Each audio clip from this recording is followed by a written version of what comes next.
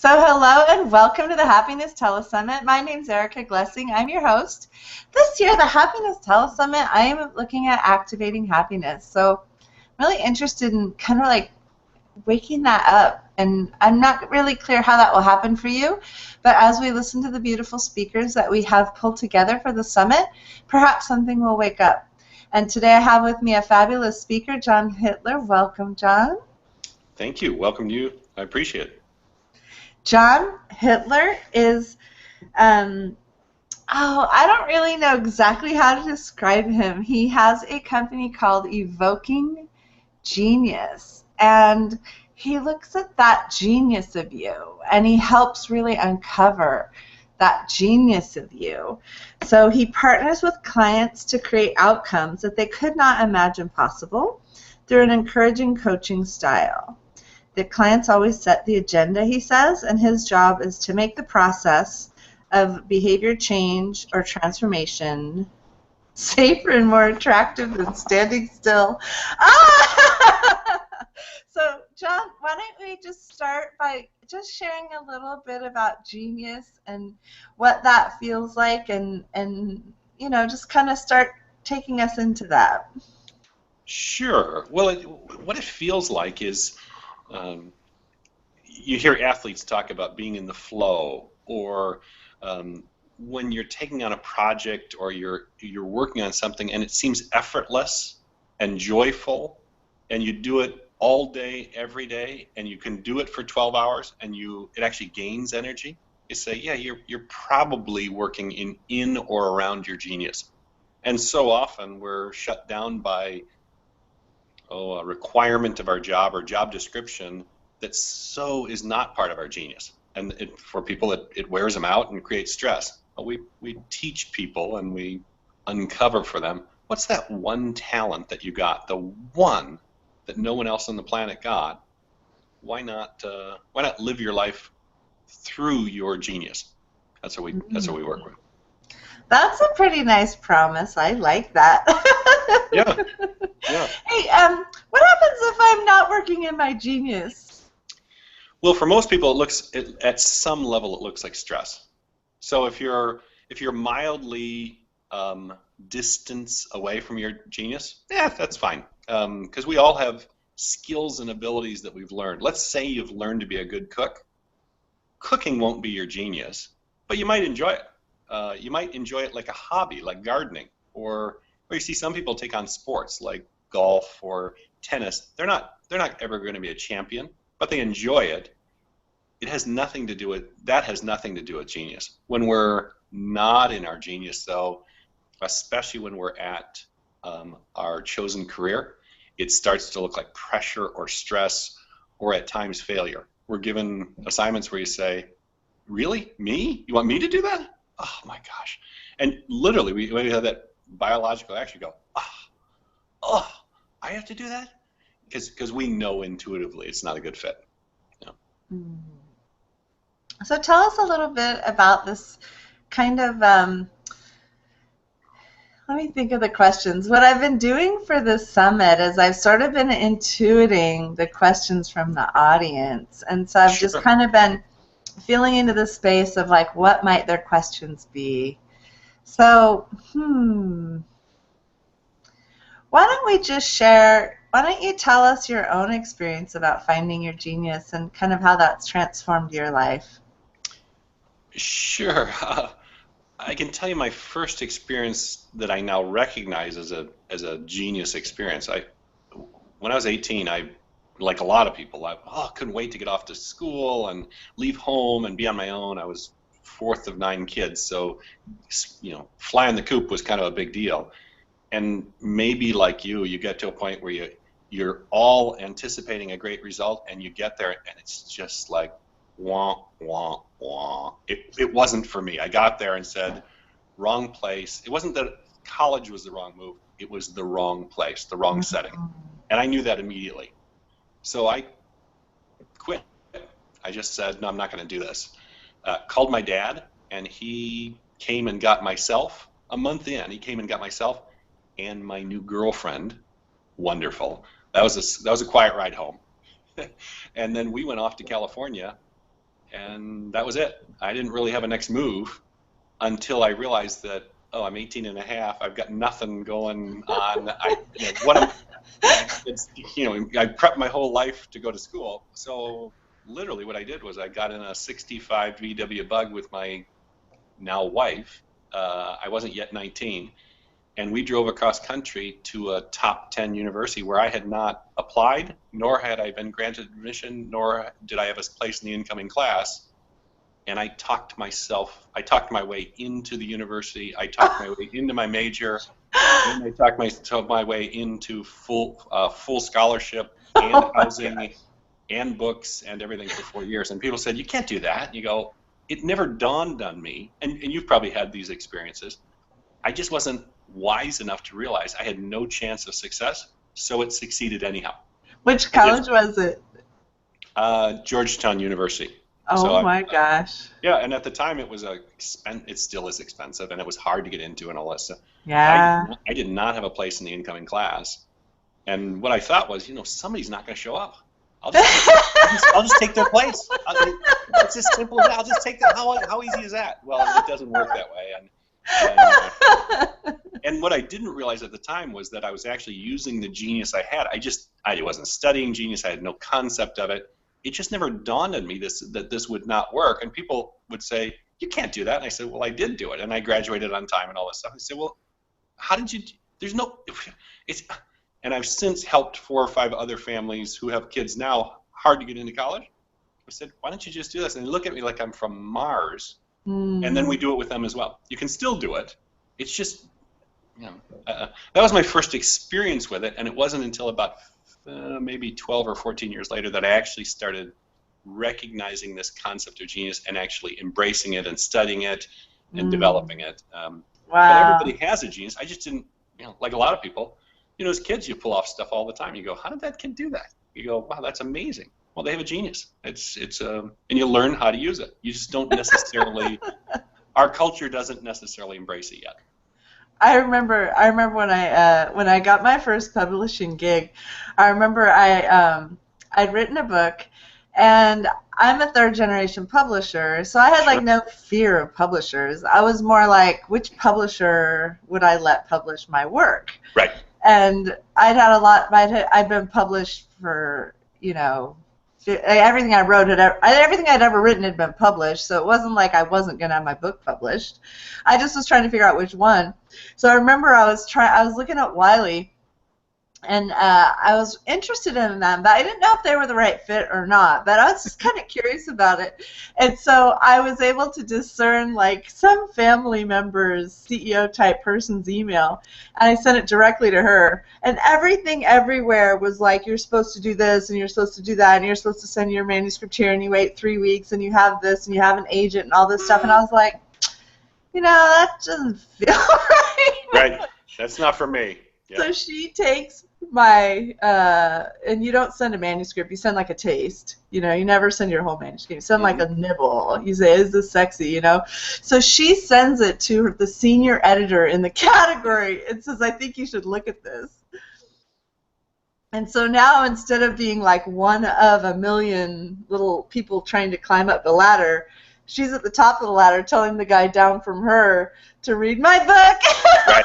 Exactly. And that's what that reminds me of. It's like, you're not allowed to do that. You're not supposed to do that, and I was kind of like, wow. And, I never even read all the stuff about what I was supposed to do. No, it's just not who you are. I let that fill in my head. Yeah, you weren't put on this earth to go finish step 1 and then finish step 2 and then finish step 3. You just say, no, how do I get from here to there? What's the fastest way for me to get from here to there? Right? I mean, really, it's so much more fun that way. Yeah, exactly right. So when you're in a group, and let's say a group comes to you and they're all trying to figure out their genius, and you're kind of like, what are some of the things you start them doing? And I think you kind of alluded to it right there with a story of when you were 18. Well, interesting, the process for it, there's several books about this, and they're how-to manuals. And okay. what's happened is they don't work. and I know the authors of them, and I've worked with most of the authors. And the reason is, if it were a scientific formula or like a mathematical equation, it'd be really easy. We'd post it on the internet, and everybody would say, "I'm going to do that too." Right. It's not an equation sort of thing, and it's birthed out of what I'll call spirit, not out of intellect. So what we do, our methodology is we connect people, and I use that word connect rather than remember or retell, but I'll connect them to periods where we get them in a guided meditation, which is mostly we just relax them, and then we say connect to a peak experience. We have a way to do that. And what they do is they start telling us stories about times when they overcame all odds and produced a fabulous result. Now, everybody has episodes like this, and we go back to the time when they're about 12, and we start there, and then we work their way through their life, and they'll tell us 4 or 5 of these, and then we just mine for all the patterns. We say, gosh, every one of those stories, one was when you were in 7th grade on the high school basketball team, the next one is when you were starring in the school play, another one was where there was a huge crisis in the community, and you came forward. Well, they don't. Contextually, they're all the same, but they have different features to them. We just look for what's consistent in all of them and say, that's interesting. When you're at peak performance, here's what shows up. And we just mine for that, and they say, this is amazing. This is exactly what I do. You know, yeah. Well, what if you set your life up where you always do that? Because most people have a few areas of peak performance. They say, well, yeah, 4 or 5 times in my life I've had these big experiences. Say, what if you could do that every day? Wow. And that's what we do. That's how we do. So it's a very simple, very humanistic, and quite frankly, it's very fun. And it's quick. You know, how long does it take for people to tell us 5 or 6 stories? Oh, wow. Yeah. I think there was something that you mentioned there that was really interesting to me, and it's something some of my other guests have said, which is kind of interesting to me too. And it's like, if you could get there cognitively, if you could think your way through it, like, you'd be done. Like, if you could think something in some linear fashion, you could just line up ducks and like have this linear thing, you'd be done. Yeah. And so maybe just share a little bit more about that kind of like shifting out of that. I don't know. It's a little sure. Crazy, I can give you the science of it. The science, it all rests in neuroscience. And the truth is, if we could do this from a logical standpoint, we'd do it from the neocortex part of the brain, where language and logic exist. We'd say, well, Erica, what's the logical iteration or formula for your genius? And you say, well, the first thing I do is this, and the second thing, and the truth is, most people don't know. They just do it. They understand it intuitively. Right. And my claim is because your genius is embedded in your DNA. Now, here's why. Where did your version of your DNA come from? We know it's the only one on the planet. If you leave physical evidence like saliva or blood at a scene, we can tell you were there versus me by your DNA. We also know if you leave a fingerprint, yours is unique on the planet. So why wouldn't your genius be just as unique? It's not very far-fetched to say, why couldn't it just be part of your DNA footprint? It's completely unique to you. The problem is, we have to prove that through a different methodology than science, because it's a talent. It's not a physical manifestation. Your blood, we can draw blood from you and say, we know it was Erica because it's got her DNA in the blood blueprint. Well, your genius, we just haven't figured out how to do that. Well, that's what we did. We've captured a way to figure that out. So, I have a question for you, and this isn't linear. Yeah. Sure. I'm good with nonlinear. I just kind of got a hit on something that I feel that you do now that I've had the opportunity of meeting you, and more than once, which has been nice. How is it that you seem to have a natural ability to think big? Yes. And I feel like that thinking big, or that bigger picture view, that sort of, I just feel like you have that. And what would you say to, I mean, because it feels like something for me, like I can get so in my minutia Yeah. so in my tasks. So, and it's not that I don't love what I do. I'm very blessed. I love my life. I'm just so flippin' blessed. But I look at like that gift you have, and what would you say to people who are kind of, I think I have a lot of light workers coming to this event who are maybe trying to get bigger in the world, or they'd like to have themselves, do you see like be bigger in how they're thinking? Sure. So I wouldn't encourage them to become bigger if they're not meant to be bigger. Because there are some people they thrive in the small details. Mm-hmm. And they were actually put on Earth to cover all the small details that wear you and me out. It doesn't Right. it doesn't make Yeah. them better or worse than you or me. It Right. has them just be different. And oh, by the way, we want to partner with somebody like that because they're going to make every little detail that you and I miss just shine. And Yeah. they're going to I love know. doing it. They're absolutely going to love doing it. Now, for Right. me, the first way to shut me down is to say, hey, John, I've got a little problem I want to help you with. As soon as the word little comes in, my whole being shuts down because I don't work very well at little. Now, if somebody came and said, you know what, we've been trying to solve the Middle East since 1947 because they just don't get along, would you help? I'd go, you know what, that sounds like fun. It sounds like a lot of fun because it's a big, complex, difficult to solve issue. I thrive in that. I don't do very well when people say, we can't decide whether we should put beige or dark brown carpeting in the living room. What's your opinion? I go, you got the wrong guy. It just absolutely shuts me down. I I'm don't, I so don't, I I don't, am I so don't with work very well in you. that. I have to tell you something funny about that because I didn't really know that about me, but I have had some people ask me really questions that I just felt like I love really hard problems too. Yeah. Well, and some people don't. Some people don't like them at all. Let's set it up so that you get problems that are really complex and hard because you'll thrive and it actually um, awakens everything in you and expands every part of you. But if we Yeah. say, gosh, we've got a bunch of detail work to do, could you sort this and alphabetize it and categorize it and whatnot? After about a half an hour, you're just completely worn out. Me too. And it doesn't mean that you should learn how to do that. It means, in my book, it means you should stay away from that because you weren't put on Earth to do that. So, Right. so I love doing things that have big attached to them. I love expansive things. I love maximizing. I like all that sort of stuff. I love Yeah. complex, complicated. I love hard. I like challenge. I don't. I just don't get going until it gets hard. That's a good thing. Wow. That's a good That is place to so play. cool. Yeah. That's, Yeah. So it's really what I was hearing you say, though, is it's a matter of kind of knowing where you light up. It's that yes. matter of recognizing like your own light versus trying to Mhm. be this or that because you should or whatever. Well, you're familiar with publishing. Do you know what kerning is? I don't know what that is. It's an older term, but when they used to press the typeface, Hmm. this was the person that would make sure that it all lined up right and that there Yeah, wasn't my one that was dad at. did that. Yeah. My grandpa was my grandpa had a printing press. Well, it's called evidently it's called kerning, and it's Hmm. a word we don't use much. A friend of mine, that's the term she uses for her genius.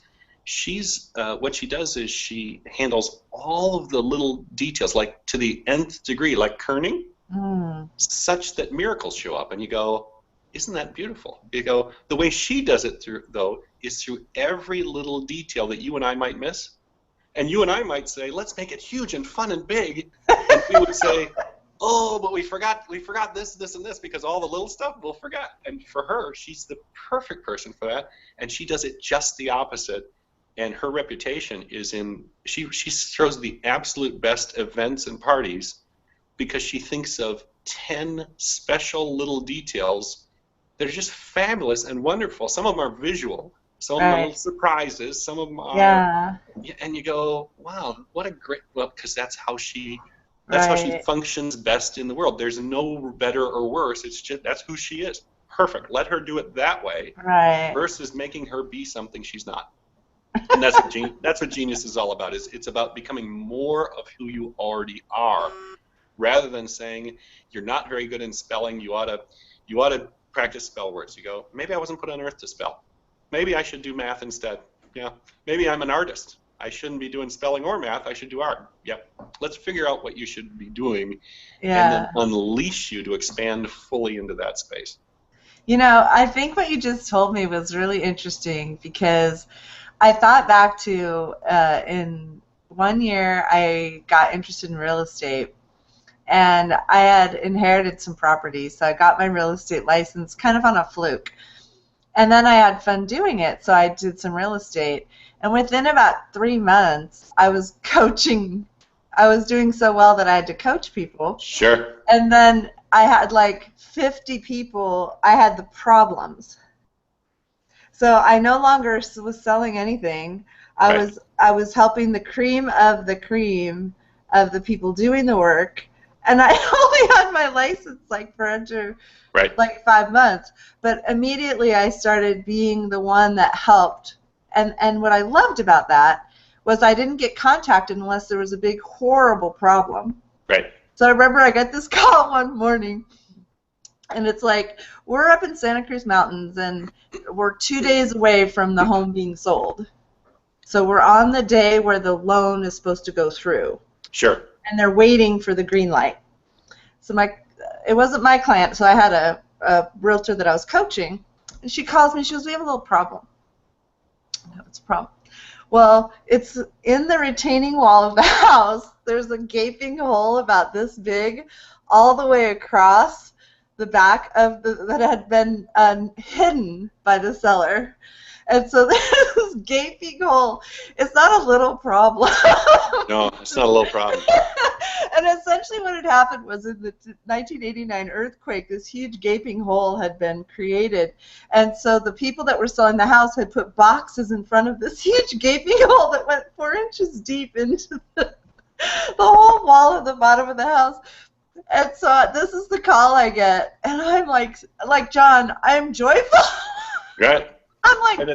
I'm like, okay, cool. Well, hey, I'll be there in 30 minutes. And I drive up there, and I sat with the people that were buying the house, and I said, well, what's your intention? What's your intention? Where do you want to be? Do you want to be in the house, or do you want to get out? We can get you out of the contract now. Or do you want to stay in? What's your choice? And we just kind of figured out the solution, and the sellers gave up like $50,000 so that everything could get fixed, and the guy got his cement people in, and they all took care of the gaping hole. The guy loves his house. He's still there. He loves that house. He's a top director. And that was just like some people might feel like, oh, like that would be such a bad thing. And for me, it was more like, but I didn't really recognize until just talking to you right now that the reason that was so interesting for me was just because it was so big. Right, and if the same real estate agent had called you and said, "I don't quite know how to fill out page 7 of the contract. Can you come help?" You would have said, "Oh, please shoot me now." Just because it's not a good use of your skill set. I have a friend in his job. He loves it. He is at Harvard, and he gets the tumors no one else can solve. Right. And so he gets the cancer tumors that defy every other rule. They're not behaving like any previous cancer tumor has ever behaved. He gets them in all different cancers, and mostly a cancer person is like a ovarian cancer person or breast cancer person or, pancreatic cancer person. He's not that. He's the misbehaving tumor person. Yep. And he's amazing. And and it's life or death. Yeah. Because the person's going to die, maybe anyways, but maybe they won't. Yep. And so he gets called in, and it's like he's figuring out whole new protocols. He's figuring out whole new treatments. He's looking at tumors that aren't doing any, and he doesn't get called if, like you said, like it's like and so that is what like makes him shine. And absolutely, it's fascinating. It's a fascinating thing because there's almost no one who would want that job. Actually, and for somebody who's got the right genius, it'd be a perfect playground for them to say, this is great. And for run-of-the-mill protocol tumors, and I don't dismiss the serious. We're not. Right. I don't make light of it or make it. Right. But where you say, we do the CAT scan, we diagnose the tumor, we start doing it, and it's step 1, step 2, step 3, he'd be Right. bored silly. He'd be absolutely bored silly and probably not very useful. Yeah. And I like that. And let's talk a little bit about that. Let's talk a little bit about that, because how is it that we could maybe let people know that,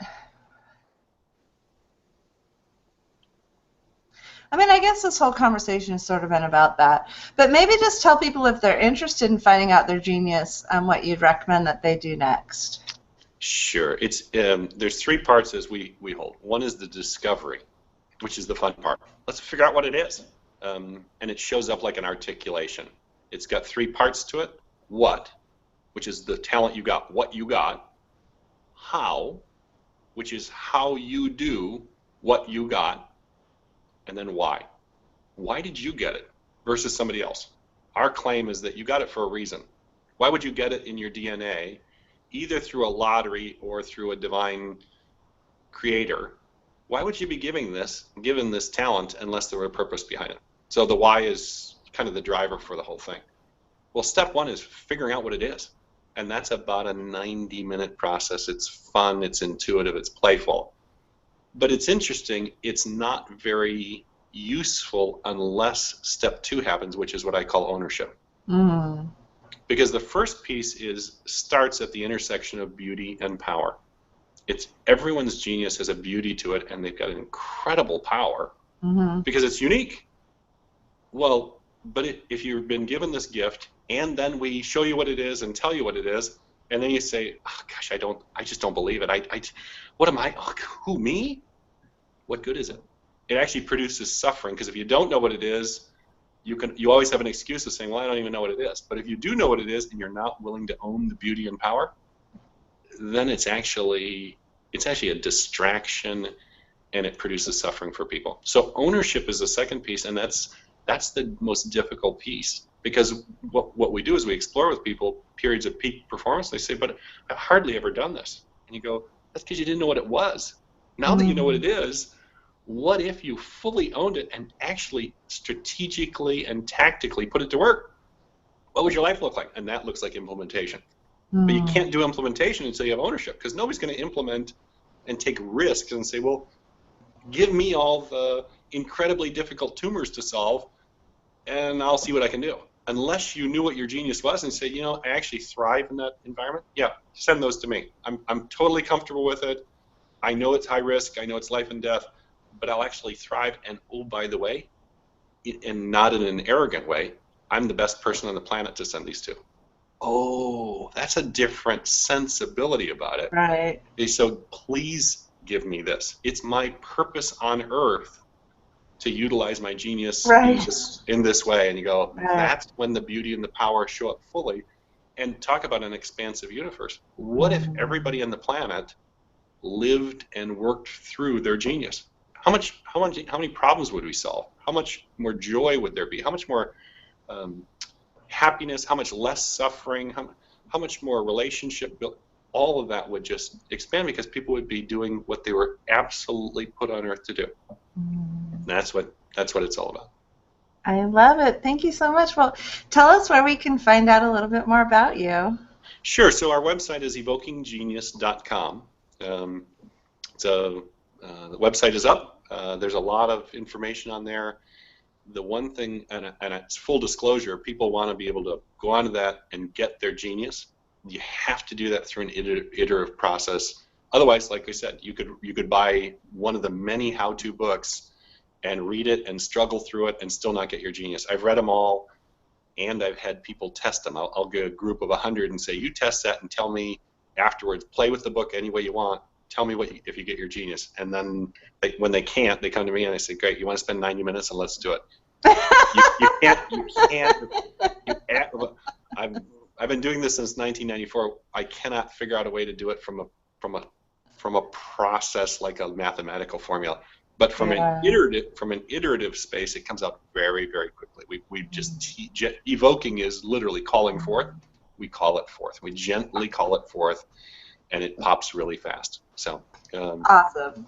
This is the book too. John's chapter is in here. It's on Discovering Your Genius. You can get this book. It's available right now. And So, we're so delighted you could come, John. Did you have so can something I else? Mhm.